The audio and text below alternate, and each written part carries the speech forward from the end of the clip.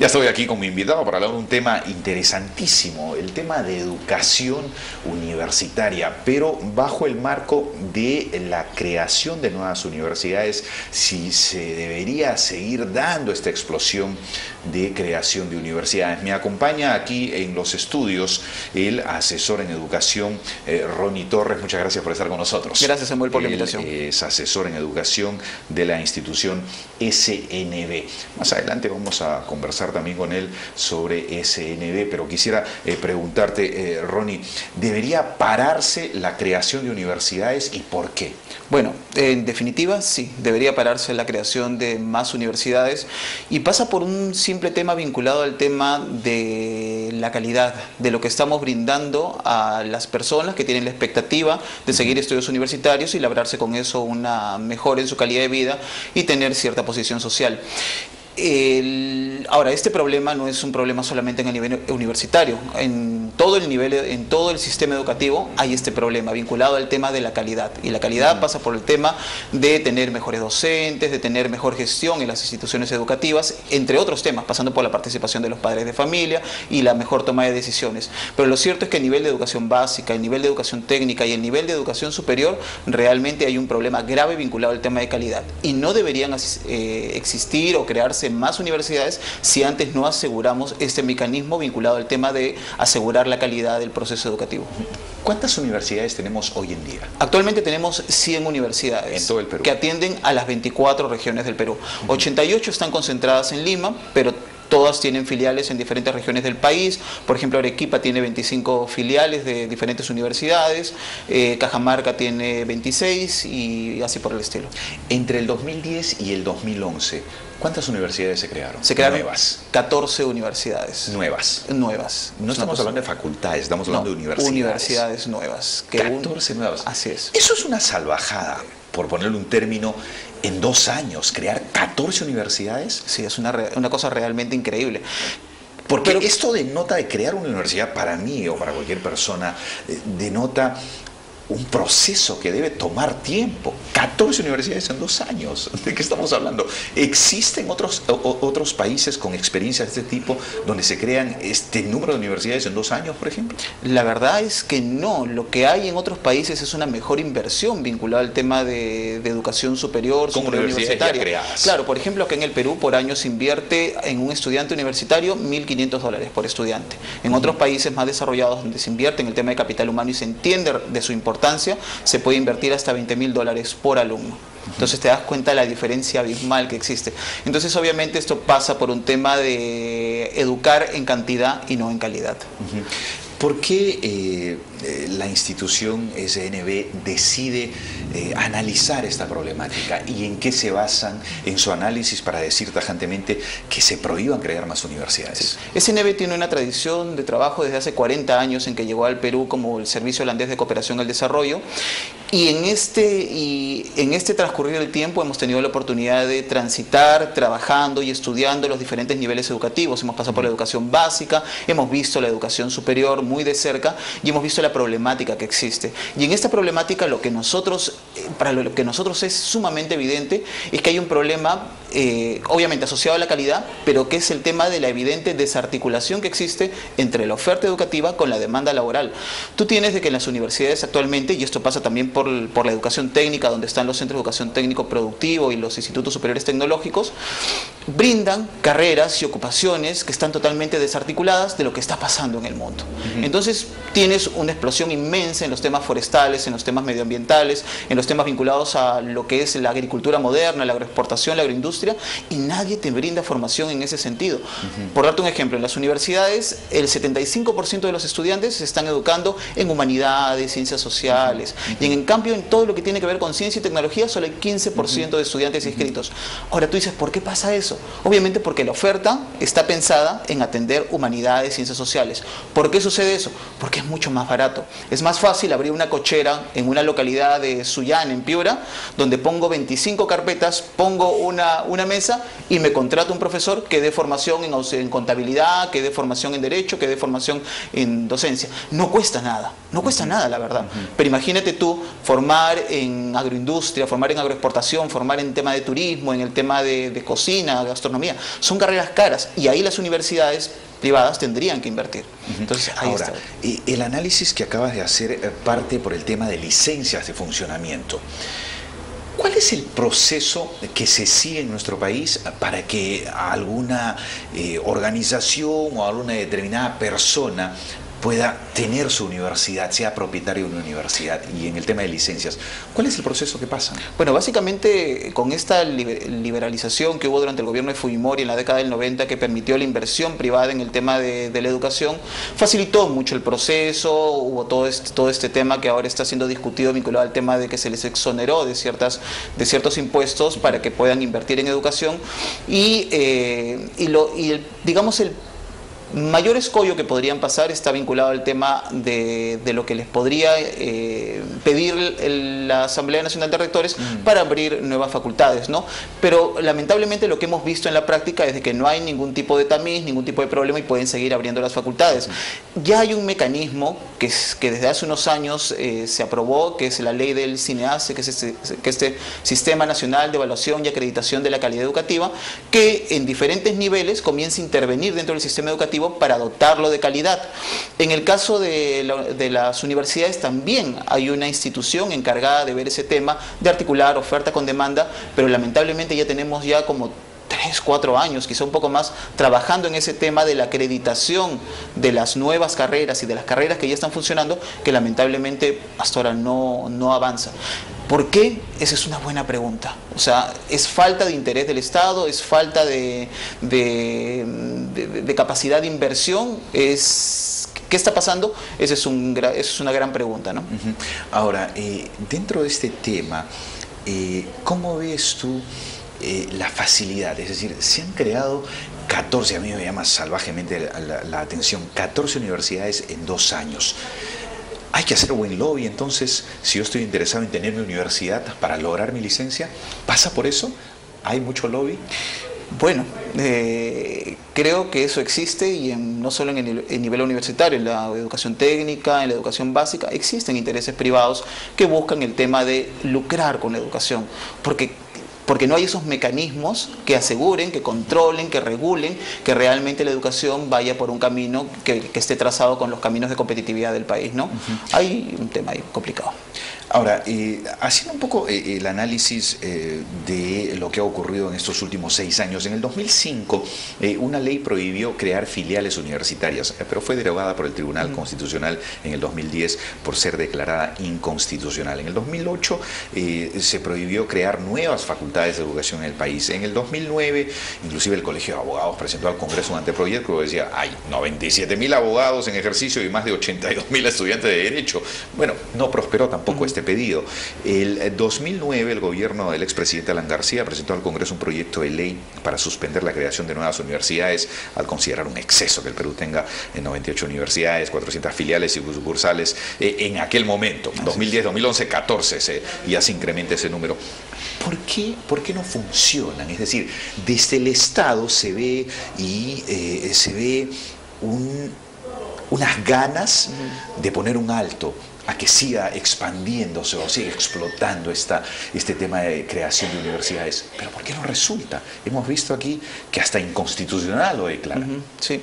Bueno, las ganas existen, pues. El problema es asegurar que haya ciertas condiciones dentro del Estado para que realmente exista la regulación que haga funcionar el sistema. Es decir, hay una trampa de parte del Estado hecha por el propio Estado, o sea, se disparan a los pies. Digamos que demuestran interés, pero al final ese interés no lo vemos cristalizado en normas claras que permita de que puedas ordenar toda esta oferta educativa que se brinda en el país.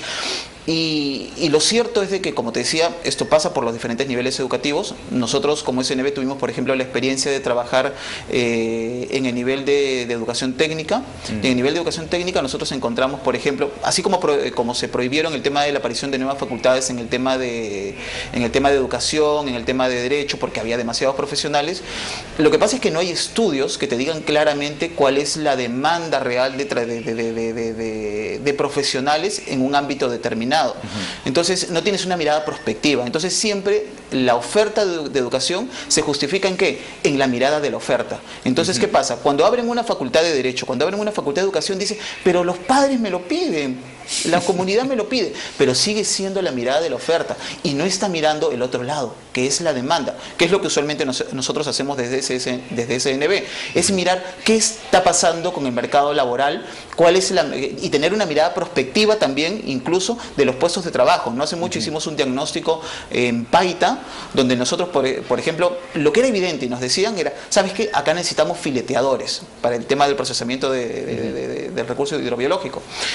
Entonces, ok, podía ser claro. Entonces, la medida lógica hubiera sido instalar en un instituto superior tecnológico unos módulos de formación para fileteadores. Pero cuando fuimos a hablar con las empresas nos dijeron, ¿sabes qué? Yo necesito solamente 2000 fileteadores y con eso cubrí mi demanda para los próximos años. No necesito más. ¿Cuál es el déficit que ustedes han descubierto, por ejemplo, en capital humano? Es tremendo, es tremendo, es tremendo. Nosotros hicimos como SNB 6 estudios de mercado laboral en Piura, en Ayacucho, en Cusco, en Lambayeque, en Lima Metropolitana.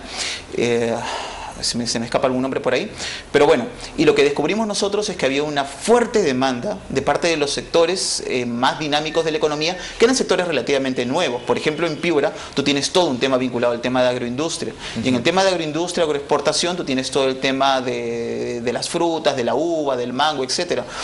Y tienes una demanda tremenda, creciente de trabajadores que estaba expresado en miles de personas, pero que no se pueden capacitar porque no hay una oferta educativa que los prepare para asumir puestos de trabajo en esos procesos. Por ejemplo, en Lima Metropolitana encontrábamos cosas muy evidentes, por ejemplo, de que se había incrementado, esto salió el año 2010, en 542% la posibilidad de los trabajadores de construcción de tener un trabajo bien remunerado. Wow. Pero ¿quién te ofrece formación en el tema de construcción? Solamente Censico, pero Censico es una entidad que cobra.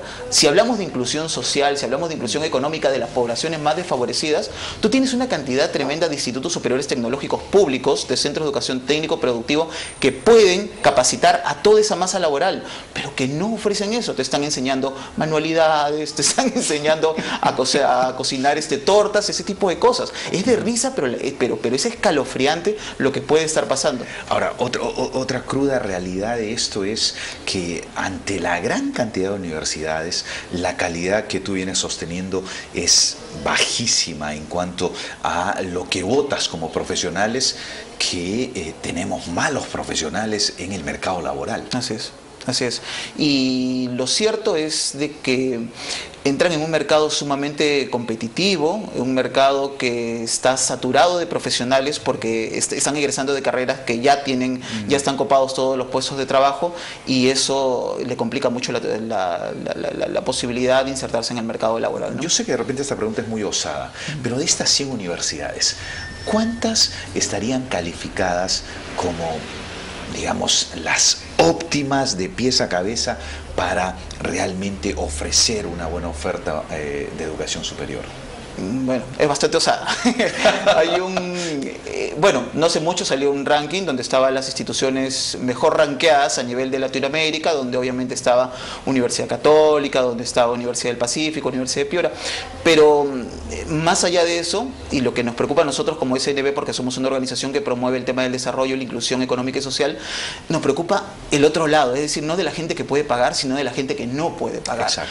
Entonces, tú tienes una problemática muy grave ahí, porque dicen las estadísticas que más o menos que hemos podido aumentar la cantidad de estudiantes con educación superior en el país de un 17 a un 21%, en esta última estadística que salió el año 2010. Pero a nivel de área rural solamente llega al 3%. O sea, tú te vas a un área rural, en Abancay, en Apurímac o en Cabelica, si quieres no te vayas muy lejos, te vas de repente a Yavaca, en Piura, y vas a encontrar de que solamente el 3% de las personas que viven en esta zona tienen algún estudio superior, técnico o universitario, completo o incompleto. Y está demostrado de que a mayor cantidad de años de educación, tú tienes más posibilidades de salir del círculo de la pobreza.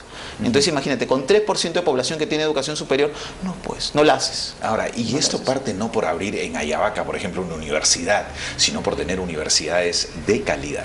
Claro, y este tema de universidades de calidad y procesos de calidad pasa por un tema de flexibilizar mucho el sistema. Lo que pasa es que tenemos un sistema muy rígido. Si tú ves el esquema de cómo está planteado el sistema educativo peruano, es un sistema que agarra, tú sales de la educación básica, ok, tienes tu camino de seguir universidad o tienes un tecnológico. Si se te ocurrió estudiar en un tecnológico, tú no puedes convalidar lo que has estudiado con una universidad. Entonces, si estudiaste procesamiento de alimentos en un instituto tecnológico y quieres estudiar una carrera afín en una universidad, no puedes convalidar nada, empiezas de cero. Entonces esa poca flexibilidad es terrible para el sistema educativo, que no te permite entradas y salidas al mercado laboral. Pero adicionalmente a eso, y hablando ya de la inclusión social de las personas del área rural, tú tienes que flexibilizar tanto el proceso que te permita que, por ejemplo, una universidad que está, por ejemplo, situada en la localidad de Piura o de Sullana, pero que tiene carreras articuladas a la demanda del mercado laboral, puedan salir hacia las zonas rurales y ofertar su formación allá. Y es fundamental de que dentro de esa flexibilidad también se puedan asociar y trabajar con las empresas. Nosotros tenemos una experiencia muy interesante trabajando con el tema de caña de azúcar para producción de etanol. Llega la empresa a Piura y dice, ok, quiero producir etanol, y se encuentra con un desierto. Pero peor que eso, se encuentra sin capital humano para poder capacitar en el tema. Entonces, esto es grave. Entonces dice, ¿qué hacemos? Entonces, ahí hemos conversado directamente con la empresa, hemos visto cuál es su necesidad de capital humano y hemos buscado asociar a esta empresa con un centro de formación de la zona para que este centro de formación se potencie y comience a ofertar capacitación, que lo hace sostenible. Al final, las capacidades instaladas que tú dejas en un instituto superior tecnológico público es capacidad instalada del Estado, pagada por el Estado, que está potenciada y que en el transcurso de los años puede seguir formando operarios en caña de azúcar, que pueden trabajar en esta empresa, articularlo con la demanda y que puedan hablar efectivamente con el sector empresarial. Si el sector empresarial no se involucra en esto, también esto no avanza. Esto no avanza. Interesantísimo, interesantísimo lo que planteas, y lo que queda es apostar por la educación superior, pero con una alta incidencia en cambiar este concepto de baja calidad y poner a niveles competitivos, porque en un mundo globalizado, y con esto vamos cerrando, en un mundo globalizado ya las competencias no son entre nuestras regiones. ¿No es cierto? Antes se soñaba con llegar a la capital para estar en la mejor universidad de la capital. Ahora las universidades tienen que competir a nivel mundial. Así es. Si no, nos quedamos. Así es. Incluso los trabajadores. Yo te traía el ejemplo, por ejemplo, de lo que salió hace unas semanas, que el sector minero decía que iba a reclamar en los próximos años 40.000 trabajadores. Ok. No tienen posibilidad de formarlos porque no hay instituciones que formen en el tema minero 40.000 trabajadores. Es una locura, es un monstruo. Y sin embargo tienes a Australia, que está necesitando ahorita 70.000 trabajadores mineros, y están ahorita haciendo todo un programa para educar en inglés a gente de zonas altoandinas de Perú para que se animen a trabajar en Australia. O sea, encima que no tenemos el capital humano, se lo van a llevar. Imagínate. Pero queremos repotenciar nuestro país. Entonces, así no se puede hacer, porque se va pues la fuga de talentos, lo que se decía siempre. Así no se puede hacer. Entonces es necesario de que se tracen políticas educativas vinculadas a la calidad y que se priorice, o sea, sin dejar el tema de la educación básica, inicial, primaria y secundaria, que se priorice el tema de educación técnica, porque es el Perú de hoy. O sea, ahorita solo podemos asegurar competitividad si tenemos a capital humano. Si no tenemos ese capital humano, nada de esto va a funcionar. Tarde o temprano esto va a reventar, porque cuando siga viniendo las inversiones en agroexportaciones, en minería y en otros sectores, y no tenga capital humano, simplemente se va a volver menos competitivo y nos va a ir retrasando, mientras esperamos que vengan las nuevas generaciones a relevarnos. Pero ahí perdimos una tremenda oportunidad. Ronnie Torres, asesor en educación, muchas gracias por estar con nosotros. Interesantísimo el análisis que nos has planteado. Gracias, Samuel, a nombre de SNB, por esta oportunidad. Para nosotros es una preocupación el tema de que el tema de educación superior, técnica y universitaria sea uno de los temas priorizados por este gobierno y por los futuros gobiernos, y qué bueno poder estar aquí contigo. No, y contar con ustedes con todo gusto en estos temas de educación, que son una preocupación también no solamente de los peruanos, sino de cada uno de nosotros quienes comunicamos a nuestro país las falencias, las necesidades y los grandes potenciales que se tienen en temas educativos. Pero claro, hay que mirarlo desde otra perspectiva, dejar atrás estas currículas, estos conceptos y estos formatos de educarnos, ¿no es cierto? Porque si no, no hay otra forma de cambiar esto. Totalmente de acuerdo. Estamos de acuerdo con la revolución educativa, pero que sea una revolución educativa de calidad, donde también los profesores tengan calidad. Eje fundamental, los profesores. Fundamental. Muchas gracias y estaremos contando contigo para tocar otros temas de educación. Genial.